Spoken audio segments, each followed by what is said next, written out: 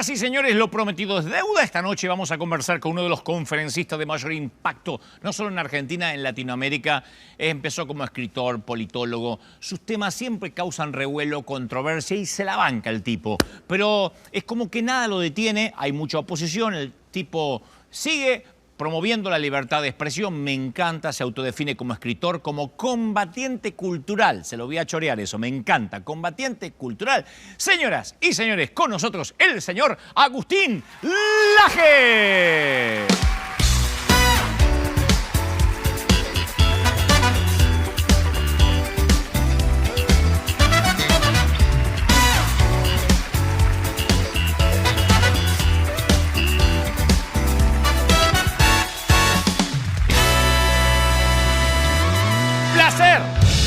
Un gusto, che, tenerte. Gracias por la invitación. Yo decía hoy, cuando empecé, que desde que comenzamos me decían, tenés que traerlo al Laje, tenés que traerlo al Laje. Y ahí se me disparó la primera pregunta, si estás consciente de la influencia que tenés especialmente entre la juventud. Mira, cuando yo empecé a escribir libros, el promedio de edad de mi público era de 60 años. Mi primer libro lo publiqué en el 2011. Sí. La primera conferencia la di en el 2008. Y los auditorios se llenaban, pero era gente que peinaba cabecitas canas. blancas. Sí, exacto. Y yo pensé, bueno, quizás me quedan 10 años como escritor, más o menos, porque... Se me muere el público. Sí. Y yo en ese momento me sentía, vos recién dijiste, se define como un combatiente cultural. Bueno, yo me sentía en esa metáfora como esos soldados que se terminó la guerra y que se quedan, sin embargo, en el campo de batalla disparando hasta la última bala y después se tienen que inmolar. Bueno, un poco así, yo me sentía el representante de unas ideas que generacionalmente ya no tendrían lugar en el mundo y yo creía en esas ideas, por eso me la bancaba y estaba ahí haciendo eso, pero para mí no había mucho futuro. Ahora, a partir del año 2016 pasó algo, todavía estoy tratando de entender qué fue bien lo que pasó y hoy ahí hubo un punto de inflexión, llegaron los jóvenes en masa y hoy mi público, yo te diré, el 80% tiene menos de 30 años. ¿No identificás qué pasó?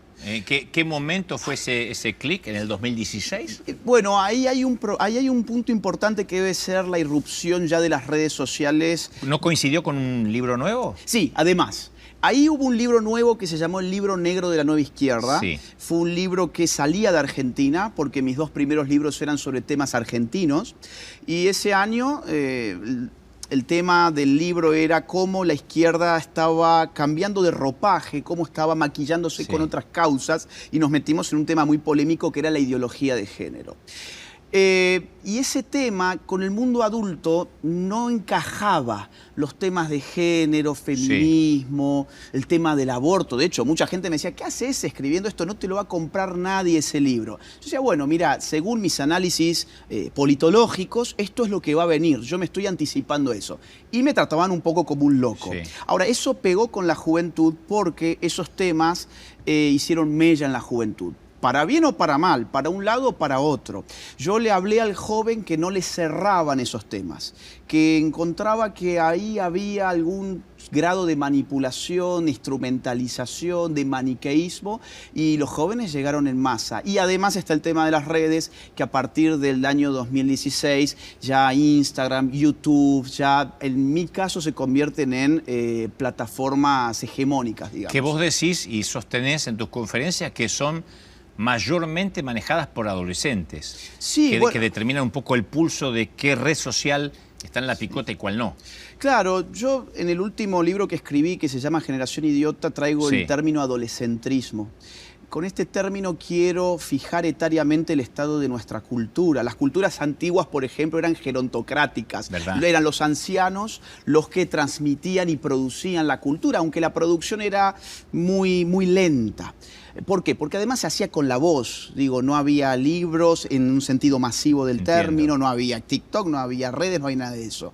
Ya en un mundo moderno, a partir del siglo XVI con la imprenta, la voz del anciano, cuando tenés un libro, ya pasa a un segundo grado y el mundo moderno se convierte en un mundo adultocéntrico. Es el adulto el que distribuye y produce cultura. Ahora, en nuestro siglo XXI, la tecnología de producción y distribución de cultura son las redes sociales y las redes sociales fueron creadas por adolescentes. No solamente es que la manejen mejor, es que la han creado. Mark Zuckerberg tenía 19 años cuando ideó Facebook. ¿Y qué pasa? Hoy la red social de Mark Zuckerberg pierde el apoyo de los adolescentes y se viene abajo. Y se van a TikTok. Y TikTok levanta porque tiene al público adolescente. El público adolescente es el que lleva el ritmo de las publicaciones. Porque Mark, dicho sea de paso, ya tiene sus 40 y tantos años, ya es un tipo, exactamente. Un tipo grande. Y en el siglo XXI, a diferencia de lo que pasaba antes, que acumular años es acumular experiencia, en el siglo XXI acumular años, lastimosamente, es desactualizarse.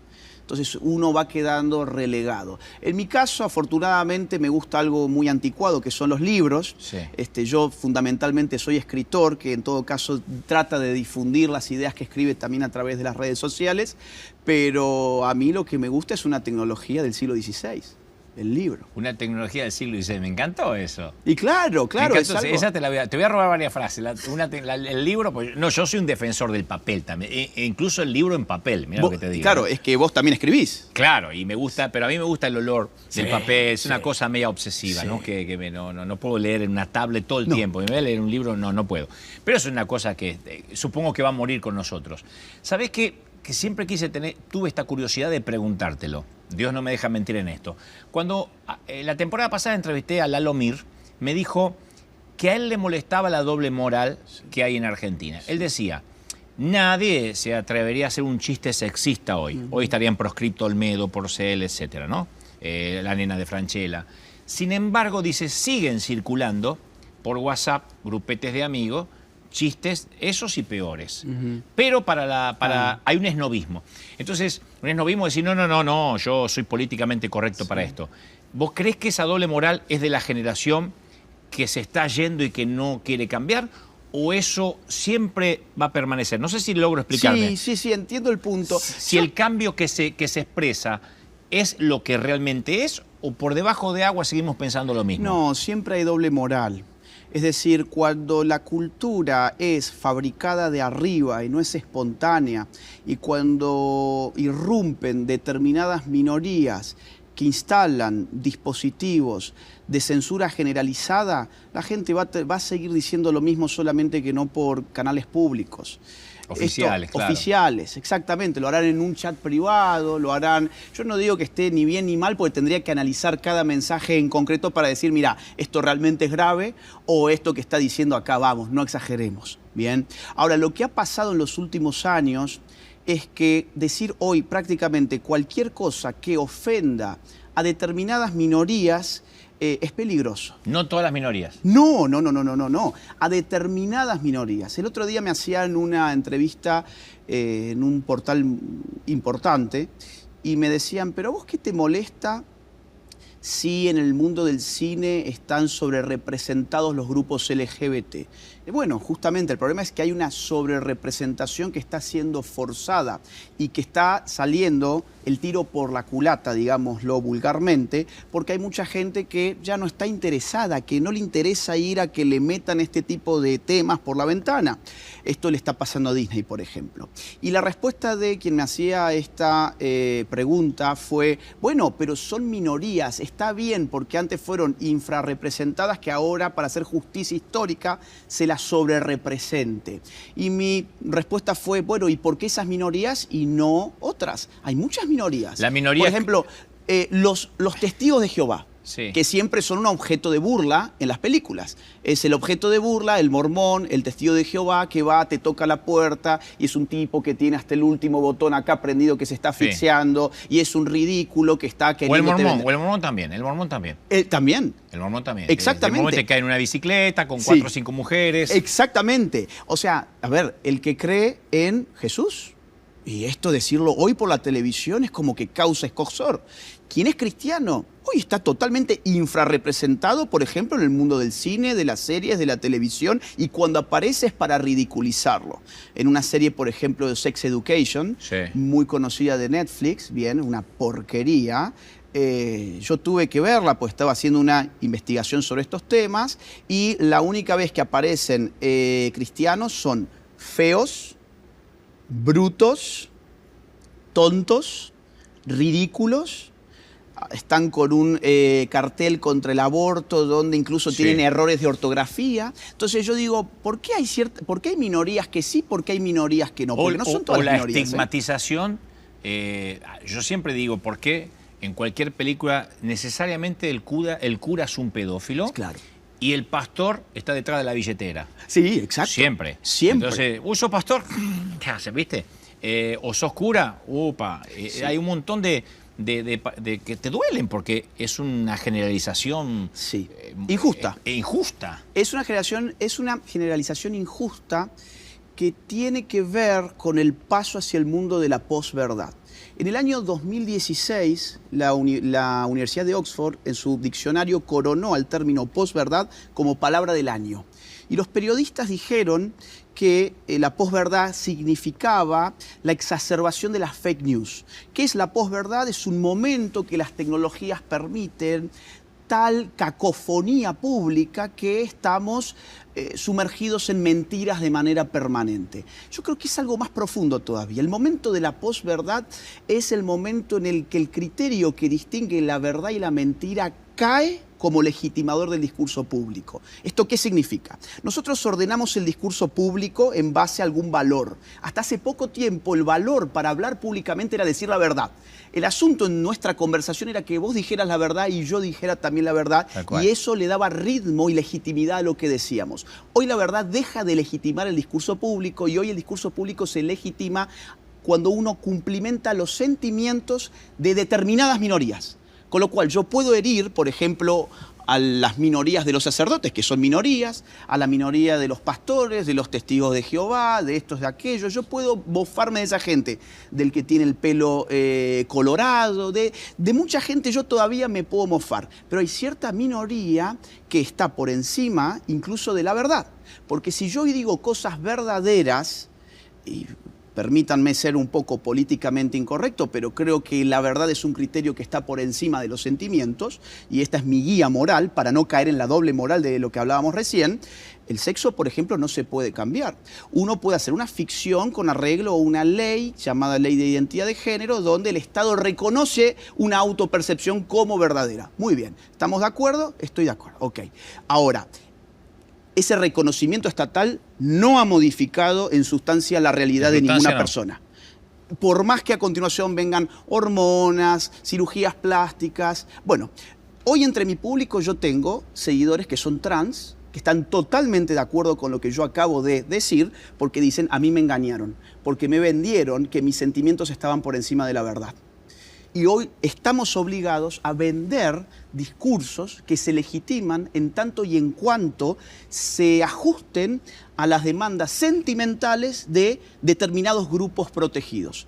Esos grupos protegidos no engloban a toda la sociedad. Hay muchos otros grupos vulnerables sobre los cuales sigue siendo legítimo reírse. Y esa doble moral es mucho peor que la doble moral de, en mi chat privado, mando una broma, un meme, un link o algo que ofenda a lo que el discurso Pero no público. deja de ser la punta del iceberg que muestra lo que realmente pasa en la sociedad. Exactamente. ¿No es Es una cierto? sociedad de doble moral. Una sociedad de doble moral.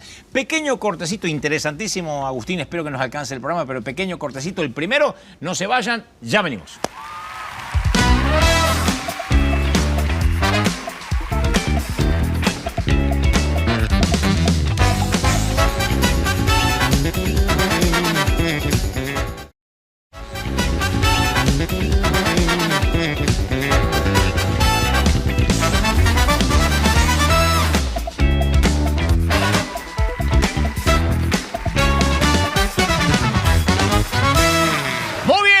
Con Agustín Laje.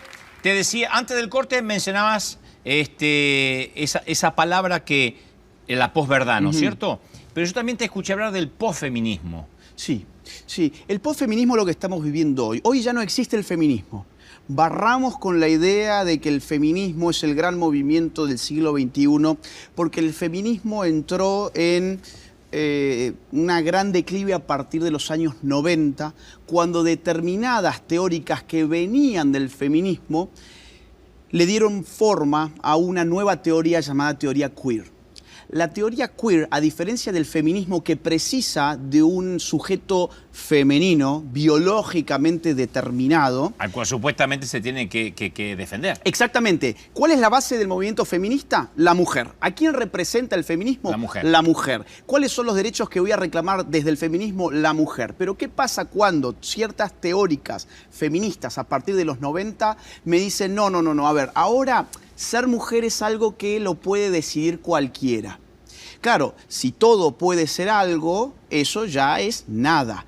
Hoy la mujer en verdad está reducida en su condición a un mero estado mental. Hoy, ¿qué es ser mujer? Es un estado mental. Eso ha traído un montón de perjuicios para la mujer. Por eso es que yo digo, hoy estamos en un momento post-feminista. No feministas, porque son las feministas las que han abrazado el concepto de género, que ha llevado a una situación en la que me dicen que mi identidad depende de mi estado mental. O sea, lo que yo autopercibo ser, eso soy. Por lo tanto, si yo te digo, ¿sabés qué, Dante? Yo soy una mujer. Bueno, pues entonces yo quiero que el movimiento feminista también, digamos, haga bulla por mis derechos. O, por ejemplo, más aún, algo peor. ¿Qué pasa si un competidor de natación dice, no me está yendo muy bien cuando compito con hombres, vamos a probar contra mujeres? A partir de hoy, soy mujer. Bueno, esto pasó acá en los Estados Unidos hace no mucho tiempo. Sí, señor. Y sacó el récord. Pero no solamente esto, pasó en levantamiento de pesa en los Juegos Olímpicos. Quien representó a Nueva Zelanda era un hombre en levantamiento de peso femenino. Esto pasó en el fútbol, pasó en el hockey, pasó en un montón de deportes. Pero bueno, hasta ahí más o menos la cosa puede ser anecdótica. Demos un paso más. ¿Y qué pasa si yo digo, miren, si yo me siento mujer, pues yo quiero entrar a los baños de mujeres? No, que en Estados Unidos es muy normal. ¿Qué ha pasado? Las mujeres empiezan a gritar, le pasó a un integrante acá del equipo, se estaba orinando, el baño de varones estaba cerrado, se estaba orinando, era una emergencia, se metió en el de mujeres pensando que no había nadie y había una mujer que empezó a gritar. Claro. Y él dijo, no, me siento mujer. Ah, no, perdón, dijo ella.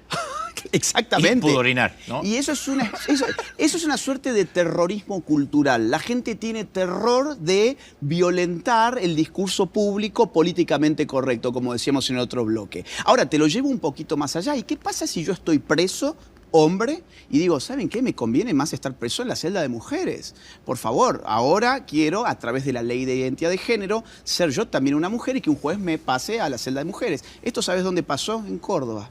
Esto pasó, yo lo denuncié cuando estaba pasando, no hubo un solo medio de comunicación, ni un solo periodista que se haya animado a tocar el tema, porque con solo tocar el tema uno se convertía en un transfóbico. Yo se lo llevé a movimientos feministas de Córdoba, y de hecho quien me avisó de esto fue una feminista disidente dentro de un movimiento feminista que decía, ¿qué está pasando acá? Esto es una locura, voy a tener que ir a buscar al antifeminista. Un tipo que no nos consta que realmente tenga un cambio de género. Nada. No, dijo, me siento mujer y fue trasladado. Y no solamente eso, embarazó a una reclusa. O sea, tampoco se sentía mujer realmente que embarazó a una reclusa. Y aunque se sintiera mujer, en todo caso habría que buscar una situación distinta, porque vos no podés exponer a alguien que biológicamente es masculino a convivir con alguien dentro de una celda. Pero vos me decís que el tipo dijo, me siento mujer y lo cambiaron de pabellón. Exacto, porque hay una ley que se llama Ley de Identidad de Género que dice que tu autopercepción de género es lo que determina tu identidad. Entonces, esto es una ficción estatal. ¿Quién paga por esa ficción estatal? ¿Los hombres? No, pagan las mujeres.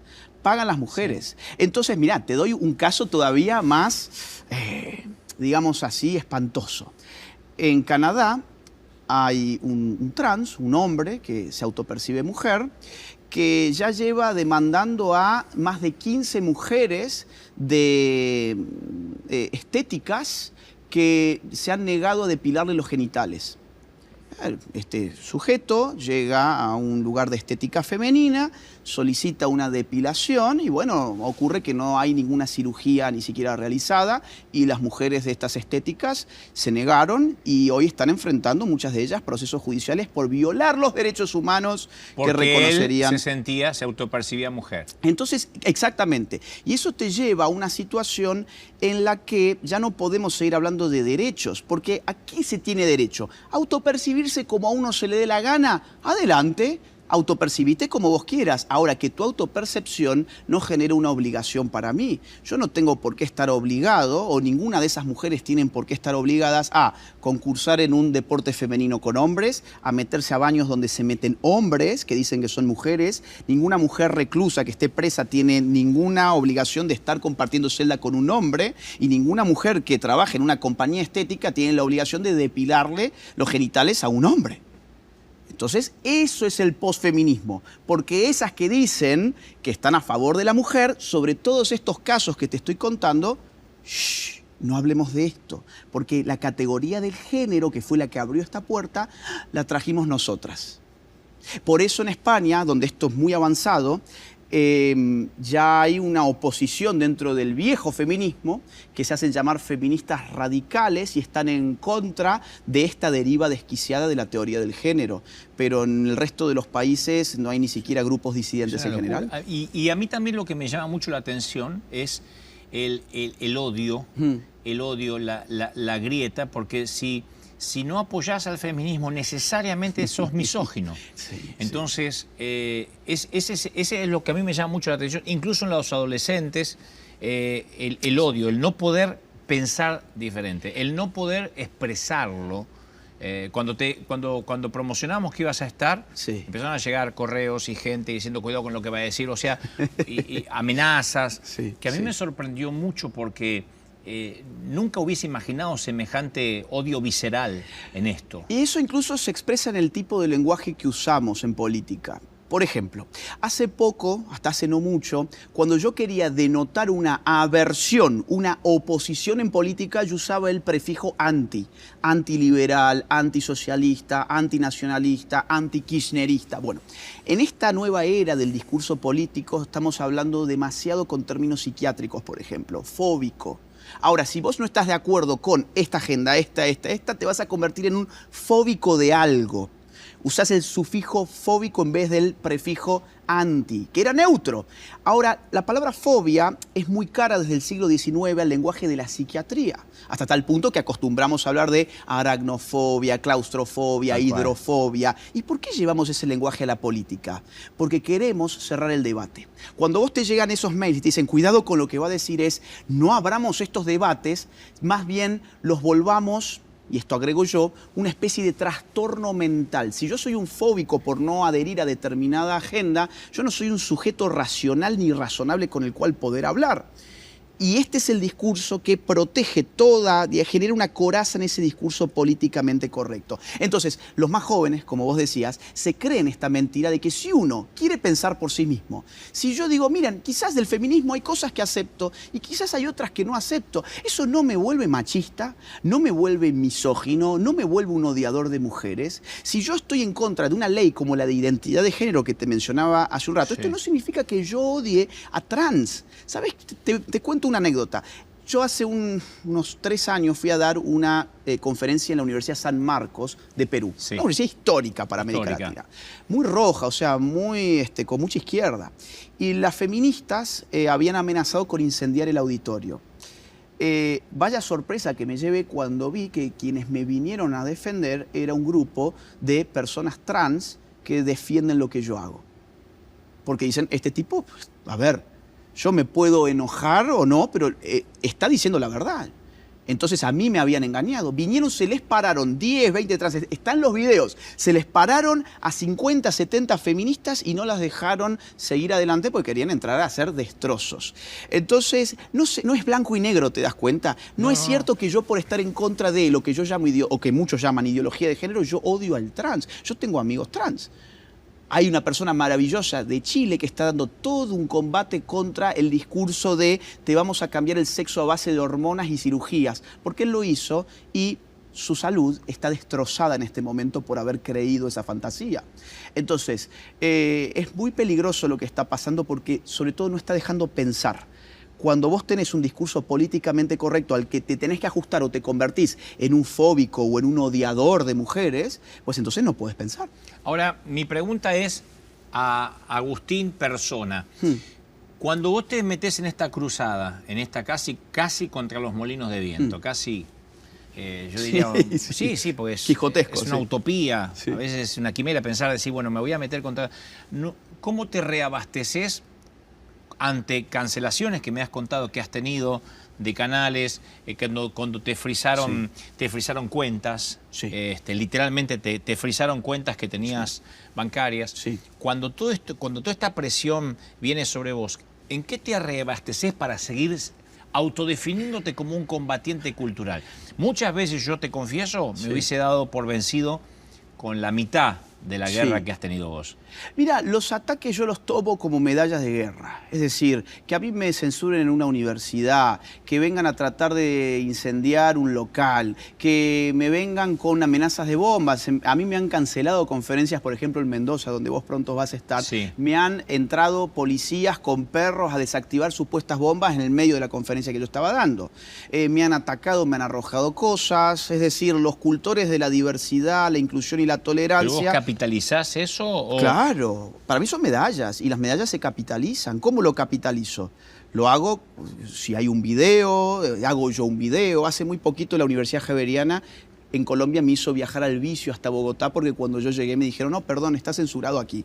¿Qué hice? Hice un video. Ese video llegó a más de 1 millón de personas y pasé por grandes medios de la prensa de allí. Y bueno, y eso al final tuvo mucha más repercusión que haber dado la conferencia en la Universidad Javeriana. Entonces, la censura nunca es buena.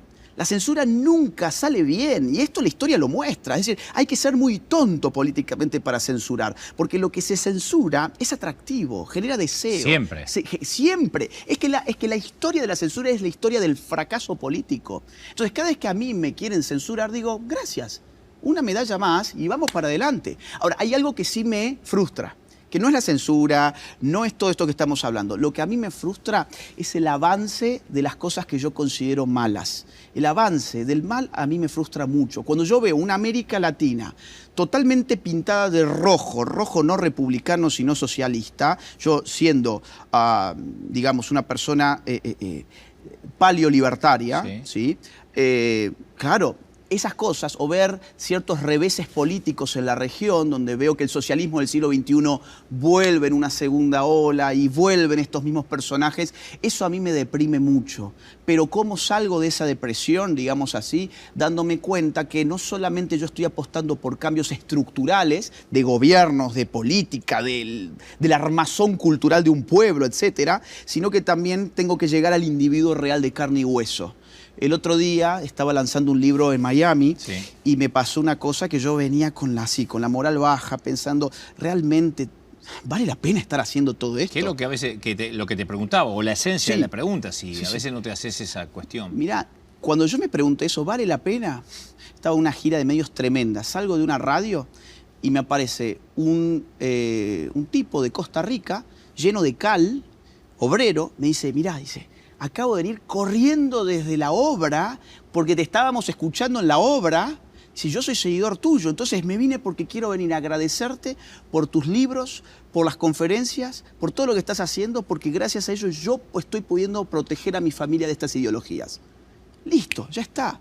Sí, ganó Lula en Brasil, sí, ganó, qué sé yo, Evo, ganó Alberto Fernández, ganó este otro, me refiero a años pasados, ¿no? Ganó Petro, ganó Pedro Castillo, ganaron los socialistas. Bueno, ahora ese tipo, yo estoy ayudándole a que sus hijos no terminen sometidos a estas ideologías de moda. ¿Hay una manera, fantaseás o soñás con que hay una manera en que este pensamiento que vos defendés pueda ser oficialista? Sí, claro. Y pronto lo va a hacer en Argentina probablemente. Es decir, para entender la estrategia, que yo la escribo en un libro que se llama La batalla cultural, que tiene más de 500 páginas, pero la voy a resumir en un minuto. Aquí lo que se ha intentado hacer, lo que mucha gente está tratando de hacer, es una lucha bifronte, o sea, una lucha basada en dos lógicas distintas. Una batalla cultural por un lado y por otro lado una batalla electoral. La batalla cultural es una batalla para incidir en la opinión pública, para incidir sobre las costumbres, las palabras, las tradiciones, las creencias, las normas, los valores, etc. Ahora, la batalla electoral es lo que conocemos como política seca, es decir, y pedir votos, básicamente. Una batalla de urnas. Ahora, cuando uno combina estas dos lógicas, si ha tenido éxito en su batalla cultural, tiene que ir a recoger los los frutos Sí. de la batalla política. Eso es, por ejemplo, Javier Milei en este momento en Argentina. Es decir, es una persona que ha estado al lado, hemos estado codo a codo dando batalla cultural con él y con muchos otros, Sí. Nicolás Márquez, muchos amigos, dando una batalla cultural desde hace muchos años, y llega un momento en que decimos, miren, hemos logrado hacer cambios culturales. La juventud en Argentina ya no es de izquierdas, por ejemplo. La juventud en Argentina está empezando a cuestionar todas estas ideologías de las que estábamos hablando. Bueno, es el momento de ir a recoger Pero frutos. lo que hablábamos también fuera del aire, ¿alcanza un outsider? ¿Alcanza? Yo creo que es el... A la práctica, para cambiar un país, ¿alcanza la buena intención de un líder? Te pongo a vos, Sí. Agustín, como candidato a la presidencia. ¿Alcanza o hay que formar un gran equipo? Hay que tener equipo y hay que además... Porque sin el aparato sí. no sostenés la gestión que vos... Sí. Porque vos la podés escribir, Sí. puede ser una dialéctica inclusive maravillosa, pero ¿cómo la sostenés? ¿Cómo la implementás? Bien, lo primero que voy a decir es, yo hago batalla cultural y no batalla electoral porque conozco, digamos, cuál es mi rol. Entonces, ¿No lo vas a hacer nunca?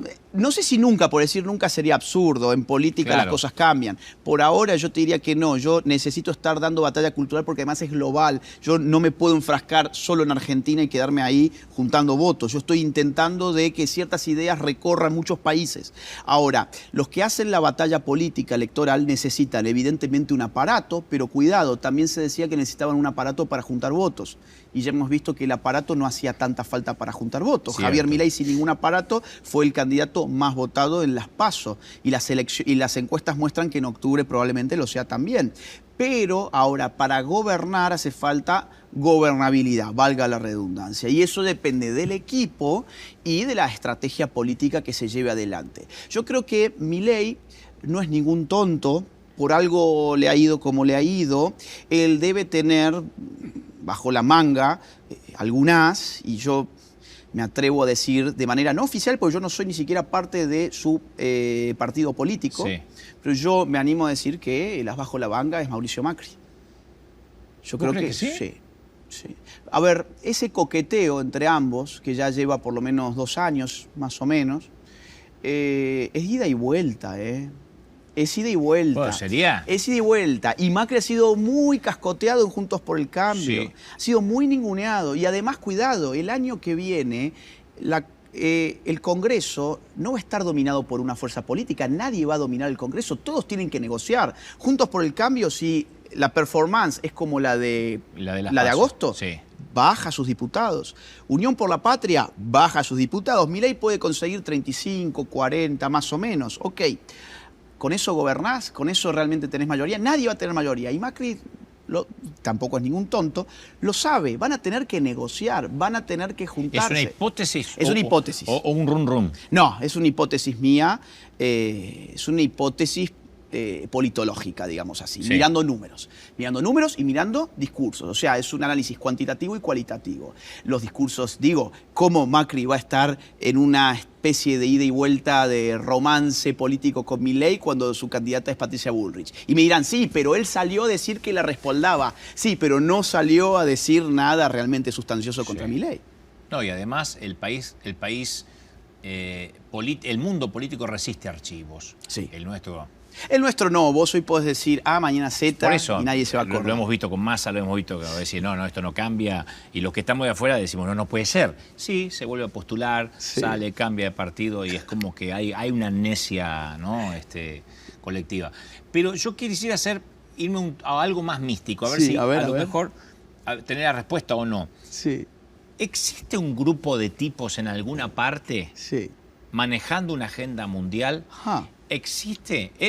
¿Esa conspiración es verdad?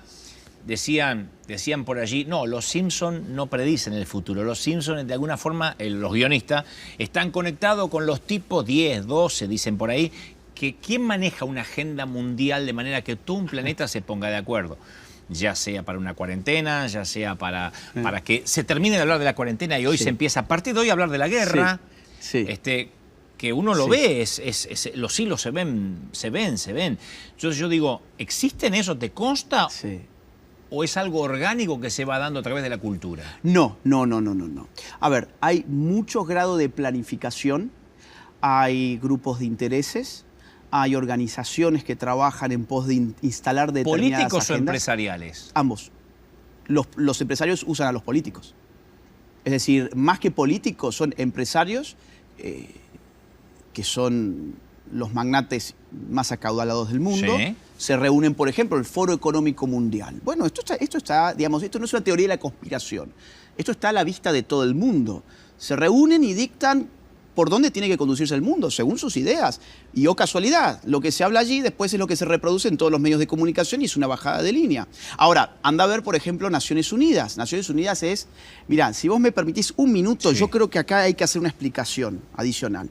Lo que estamos viviendo en este momento es un punto de inflexión, es un corte radical en la historia política de Occidente. Desde el siglo XVI hasta nuestro siglo XXI, el mundo se organizó en Estados-nación. ¿Qué es el Estado? Es una organización de base territorial que monopoliza el uso de la fuerza. O sea, para que haya Estado tiene que haber un territorio, un pueblo y un aparato administrativo. Sobre este territorio el Estado tiene soberanía. Significa el Estado decide aquí. Si hay otro Estado que quiere decir sobre mi territorio, hay un casus belli, podemos ir a la guerra. O sea, hasta tal punto la configuración del mundo en términos políticos se dio de esta manera que, sin embargo, ahora está cambiando. ¿Qué está cambiando? Empiezan a aparecer grupos de poder que se ponen por encima de las soberanías nacionales y empiezan a aparecer agendas que empiezan a digitar qué es lo que los políticos de cada Estado deben empezar a hacer. Te voy a poner un ejemplo que es caro a la Argentina: el aborto. Sí. El aborto ha sido una decisión de Naciones Unidas. El aborto no fue una decisión de la Argentina. ¿Sabes cuándo se decidió el aborto? No en el año 2020 ni en el 2018. El aborto se decidió en 1994. En la Conferencia Internacional de la Población y el Desarrollo de El Cairo. 20 años antes la habían celebrado en Bucarest en el 74. En el 74 dijeron, hay sobrepoblación, hay que limitar el crecimiento poblacional. Fracasaron. 20 años después, en el 94, dijeron lo mismo. Es más, es muy interesante porque esa conferencia empieza diciendo así: de aquí a 20 años los expertos de la ONU han determinado 3 escenarios demográficos posibles. Número 1, 7.100 millones de personas en el mundo. Número 2, 7.500 millones de personas en el mundo. E hipótesis más alta, 7.800 millones de personas en el mundo. ¿Para qué nos reunimos aquí en la ONU con todos los estados? Para determinar las medidas que emplearemos para reducir el crecimiento poblacional. Y la medida 7.16 y la medida 7.6 determinan la implementación de una serie de políticas no legalizadas en todo el mundo que incluyen la interrupción voluntaria del embarazo. 1994. La ONU insta a todas las naciones a legalizar aquello que sus pueblos no quieren legalizar. Es una cosa tremenda. Violenta el principio soberano de las naciones. Violenta la idea republicana según la cual quien hace la ley es un poder legislativo, no Naciones Unidas. Violenta el principio democrático de representación nacional, de que son los individuos que constituyen un pueblo aquellos que van a votar por sus representantes para cumplir con la voluntad popular. O sea, ¿qué te quiero decir con esto, Dante? Todas nuestras categorías políticas occidentales con las cuales limitamos el poder hoy están a la baja. La democracia fue una idea para limitar el poder a partir del siglo XVIII. La división de poderes fue una idea para limitar el poder desde el siglo XVIII también. El constitucionalismo fue una forma de dar derechos y limitar al poder, no solamente darle estructura y arquitectura al Estado. Todo eso ya no tiene sentido cuando vos tenés una caja negra de poder llamada Naciones Unidas que te dice en el año 94 que tenés que legalizar a más tardar para el año 2015 el aborto. Y llega el año 2015 y no legalizaste el aborto. ¿Qué aparece entonces? Agenda 2030. Son 17 objetivos de Naciones Unidas, son 169 metas en total, porque cada objetivo tiene metas, donde muchas de ellas van en esa misma línea. Hay por lo menos 3 metas que te piden que legalices el aborto cuanto antes. ¿Y qué pasa con el género? Bueno, el género se obligó a través de la 4ª Conferencia Internacional de la Mujer en 1995. Este caso fue en Beijing. A todos los países, a todas las naciones se les dijo, miren, a partir de ahora ustedes tienen que hacer enfoque de género de manera transversal en todos los estados. ¿Esto vos te pensabas que eran pañuelitos verdes, militancia de banderas multicolor? Si esto no es funcional a una élite que usa distintos aparatos, Naciones Unidas es uno, Foro Económico Mundial es otro. Y te hago una pregunta casi infantil. ¿Y si no qué? Yo soy el presidente de la Argentina y digo, no. Bueno, créditos, apoyo internacional, la prensa, te matan. Mira Bukele. Bukele les ha dicho que no a los organismos internacionales. Bukele está solito. Claro, y es el dictador. Ya no es más Maduro el dictador. El dictador, según la prensa hoy, es el señor Bukele. Curiosamente, el presidente más popular De todo el continente. De todo el continente. Tiene índices de aprobación de 92%. ¿Sabes cuánto tiene Alberto Fernández? 7, 8%. Sí. Ni siquiera le dio para su Yo reelección. soy muy amigo de Bukele y hablamos Sí. y bueno, sí, me consta de que el tipo se siente solo, se siente, Claro. lo han aislado literalmente, ¿no? Y vos no querés tener problemas con esos grupos de poder, no querés tener problemas con la prensa internacional, no querés tener... Mirá, te pongo un caso muy interesante. Cuando la ley de aborto no salió en el año 2018, el BID, bien, un Sí, banco internacional, Banco Nacional. ¿qué hizo? Metió $1 millón para impulsar las agendas de género en las escuelas de Argentina. Decís, pero la Argentina tiene otros problemas más que la agenda de género dentro de los colegios. ¿Por qué no me dan, por ejemplo, para una Argentina que hoy tiene 6 de cada 10 niños que no comen todos los días? No, es que la prioridad de esos grupos se llama agenda de género. Y luego tenés otra cosa menos conspiranoica, digamos así, aunque no me gusta llamarlo de esa manera, que son los grupos económicos de interés. Por ejemplo, cuanto más avanza el tema del género, más despega toda la industria farmacéutica vinculada al desarrollo de bloqueadores hormonales, hormonas sintéticas, despega de manera exponencial el mercado de las cirugías plásticas y las llamadas cirugías de reasignación de sexo, dispara cuando legalizás el aborto el consumo dentro de la industria de los abortos, que si alguien pensó que eran gratis por el eslogan, no era gratis, eso se paga. Entonces, esos grupos tienen interés en financiar determinadas políticas públicas, determinadas agendas, comunicadores, etc. Y bueno, eso existe, eso es la política. Cuando uno pensaba que la política era ver al candidato haciendo campaña, estaba viendo lo más mundano de la política. Increíble. Te quedaría escuchando toda la noche, creo que la gente también. Y ojalá yo digo que de alguna forma esto pueda ser más viral. Yo sé que tenés una batalla en contra, que no tenés vientos a favor. No. Pero yo te aliento a que sigas, especialmente cuando hay grandes minorías, mirá, valga el contrasentido, grandes minorías que no están siendo representadas. Así es. No están siendo representadas. Y que siempre que querés hablar, sos el pacato, quedás de modé. O si no, la famosa frase, el delirio místico, ¿no? Claro. Que siempre tanto daño le ha hecho a los que especialmente promovemos valores cristianos. Exacto. Siendo grandes profesionales o haciendo lo que tengamos que hacer, no nos cambia nada, no nos hace odiar ni ponernos en la otra vereda.